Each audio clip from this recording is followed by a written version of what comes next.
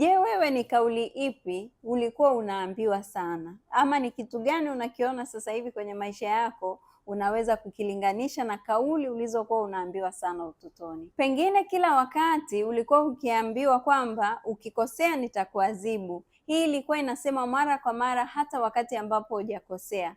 Kwa hiyo ubongo wako ukajifunza kwamba ukikosea ni sawasawa na hatari ama utaadhibiwa. Ndio maana hata sasa katika utu uzima wako ukikosea unahisi ulimwengu umekuelemea, kwa sababu kwako kukosea ni hatari.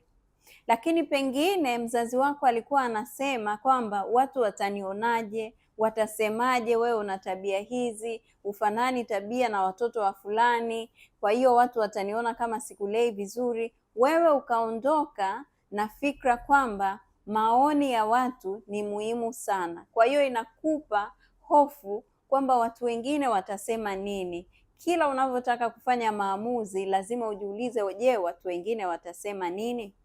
Lakini kama ulipitia kwenye hatua ambazo ulikuwa ukiwa na changamoto unaambiwa usiseme, mzazi atafanya kwa wakati wake, au ulikuwa huwezi kuomba pale ulipokuwa na changamoto, inaweza ikawa imekufunza hadi sasa katika utu uzima huwezi kuwa huru kuomba msaada hata pale unapohitaji msaada, kwa sababu hiyo sio kitu ambacho ulijifunza toka utotoni.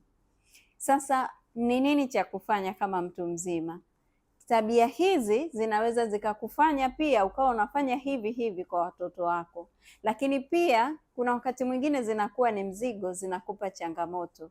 Kwa hiyo jifunze kidogo kidogo kuziachia. Jikumbushe kwamba haya yalikuwa ni maneno tu, lakini katika ulimwengu tuliopo bado tunakosea.